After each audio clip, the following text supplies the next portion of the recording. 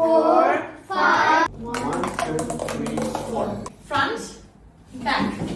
Front, back. 3, 5. B L U E. Okay, good job. It's cry. You are crying. Open your book. Close your book. Turn around. Bag. Go. P is for pink. Chair. R. Where is R? Wrong design. To erase. It is Mike. Go.